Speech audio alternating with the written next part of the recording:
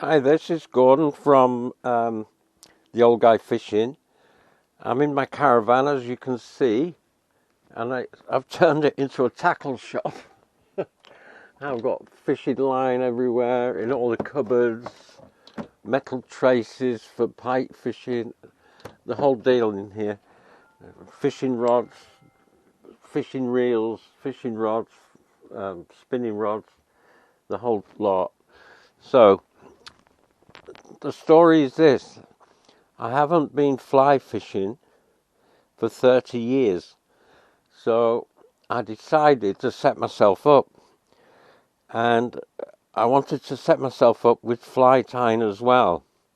I don't want to do the whole thing under 100 quid.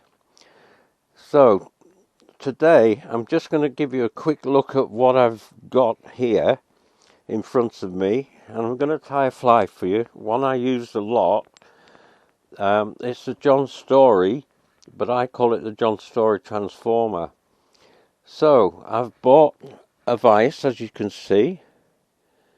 Yeah, and that was £16, and it came with these bits and pieces: the bobbin holder, um, the I don't know what you call that, but the whipping tool and the scissors.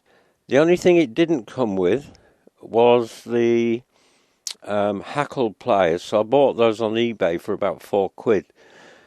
I have some super glue.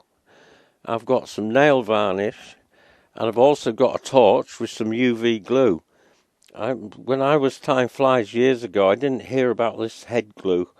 I've only recently seen that on the videos. So I've got my fly tying gear in front. It's not too expensive. You're talking £3 or £4 a pack. I've got the Mallard Drake grey flank feathers, which I'm going to use for wings. I've got a cock cape used for the hackle. I've got some red wool somewhere, a bit of red wool. I'm going to put a tail in this fly, a tag. And I've got a series of hooks, barbless hooks, loads of them. So I'm going to set up now to tie the fly. I've got a hook in there already. It's a bit rocky on the table that I'm using, but we'll see how it goes. The Old Guy Fishing, and trust me, I am old. I'm going to tie today this fly that's based on a John Storey. The only difference is I like to keep the wing upright, not leaning forward or back too much, and I tie it with a red tag, and the red tag is particularly good for grayling. So let's get cracking then. Now bear in mind I haven't done this for 30 years, and I'm really out of practice. And yesterday I had a massive operation on my arm, so I'm not working today. I thought it's a good opportunity to do this. So let's crack on. Let's get the thread started on the hook a bit. Yeah, we run that all the way down to the bend in the hook, all the way down the shank. Okay, I think the original John Storey had some red thread over the hook bend, but I'm not sure. A guy showed me this fly about 30 odd years ago. Okay, trim that off. I'm going to put a red tag in it. It's particularly good for grayling. I've caught quite a few grayling on this in the winter. You get that nice September morning where it's bright sunlight and frosty on the ground. Okay, so that's my red tag gone in. I'm just going to trim that off. These horrible scissors. They came with the vise. The vise and all the bits cost £16. I need to cover that so it doesn't show through. There you are.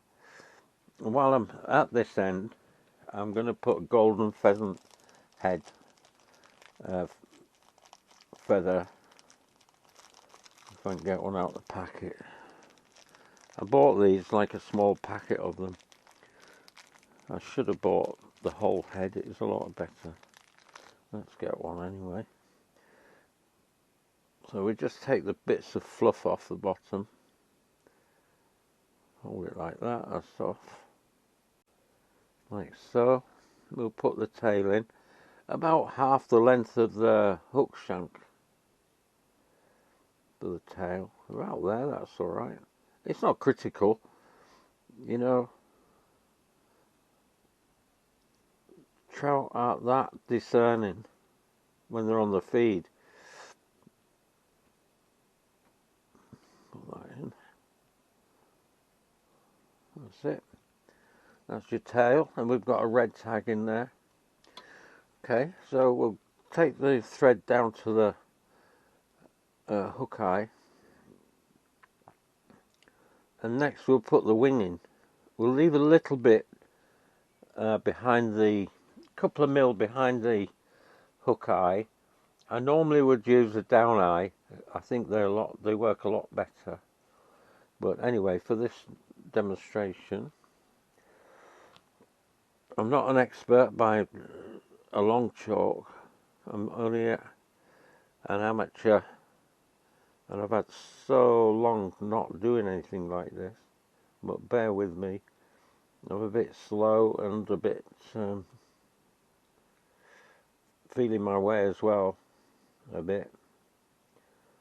But let's imagine, I should think everybody who starts tying flies, their own flies, they'll get it wrong. I'll get it wrong. But practice makes perfect. So just tie that in a couple of wraps. There you are. Straighten it out. I like the wing sticking upright a bit. There you go. So that'll come upright when we get further on. Tie that in nicely. Trim that off.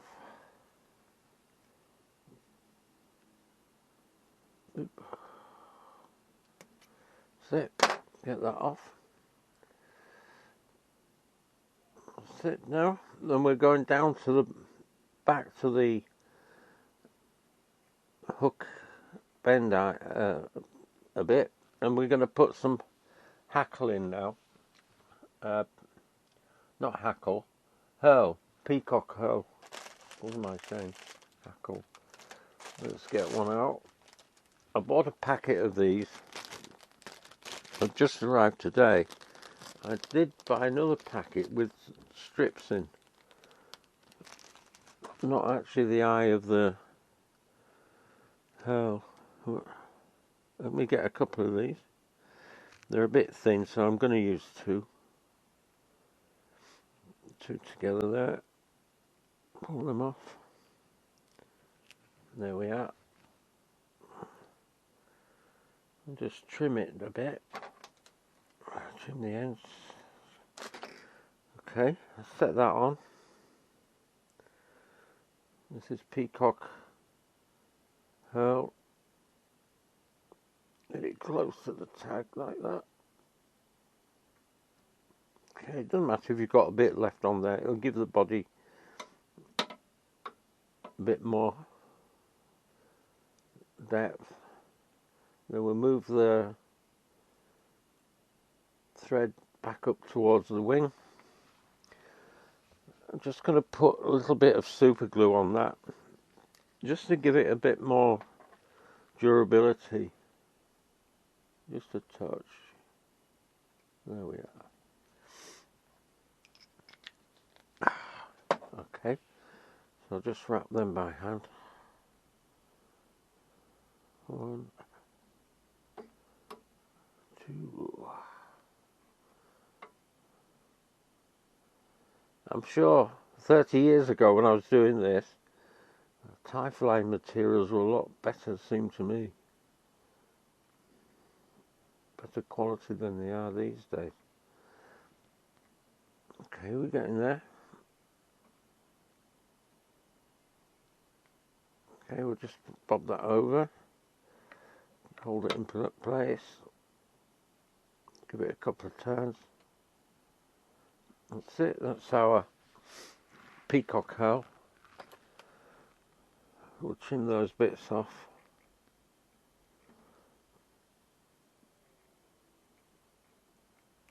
There we are. Probably just pull them actually. And then we want to put our herl. I'm using like a cock cape, I think this is, but the feathers are quite small. I want a good length one really, because I want to get a bit of hackle in there. I think it's important for this one. Right, okay, that looks alright, that bit. Pull that one off.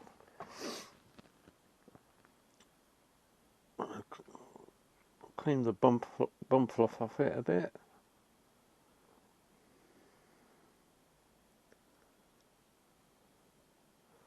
Okay, I'm going to do this by hand because the pliers I bought, they're a bit fell to bits, to be honest. So just put that behind the wing there, front of the peacock herl. Oops, I don't want to catch that. I don't want to catch that wing. Over it goes. A couple of times. Pull it through a bit, like so. Get the scissors. Just got that bit off, out of the way. Okay, so I'll wind this by hand. You're better off with a good pair of hackle pliers, but you get the idea. You've probably got them anyway.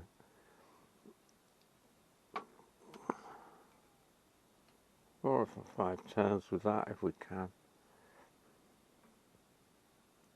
Oops, I'll let go of it. That's the beauty of having some pliers. Around again. I can get one more.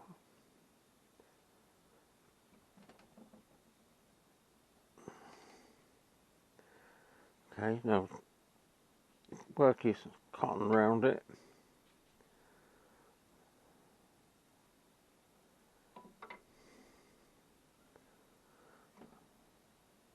Got the hook with my finger there. Might be able to get one more actually.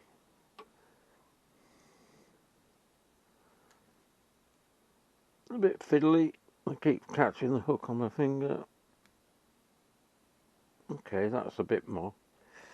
Just work that through it.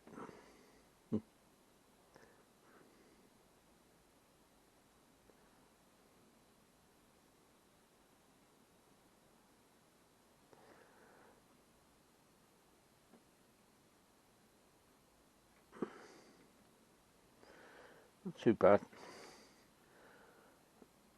And then hold everything back. You can always trim it off later. And then we want to create a head. Let's just take that off. It's in our way a bit.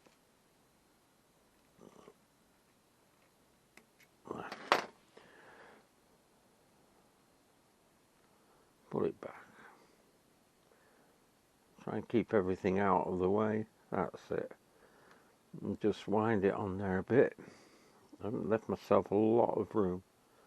Never mind. Nope.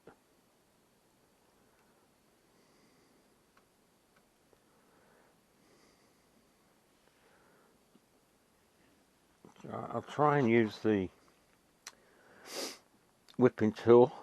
I'm not very good with this. I'll trim it off a bit. That's it. A bit of fluff on top there. It's alright. Let the wing upright a bit, like that. Spread it a bit. There we go. There you go. That's it. The tag's a little bit big. Could make it smaller. But basically that's it. So I'm not sure if my hackle's staying on or not. I'm not pleased with them. Let me trim it a bit. Trim that off. Then I'll just trim across the bottom, like so. It just helps it to land in the water nicely. There you go. Not too bad. It'll catch fish. They're not that smart. Well, there you go. That's my take on the John Storey with the red tag. Could just cut that tag down a touch. It's a little bit big, but it's alright, it won't matter. So that is a good fly for trout and grayling, and you can, the reason I call it a bit of a transformer is you can pull out the tail and you can pull off the wing and suit whatever around, but I've caught dozens and dozens of trout on that fly.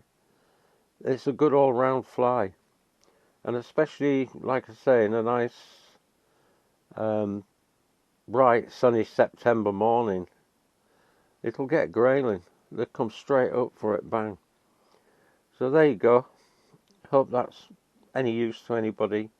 It's not the best looking fly in the world, but I'll get better with practice, I'm sure.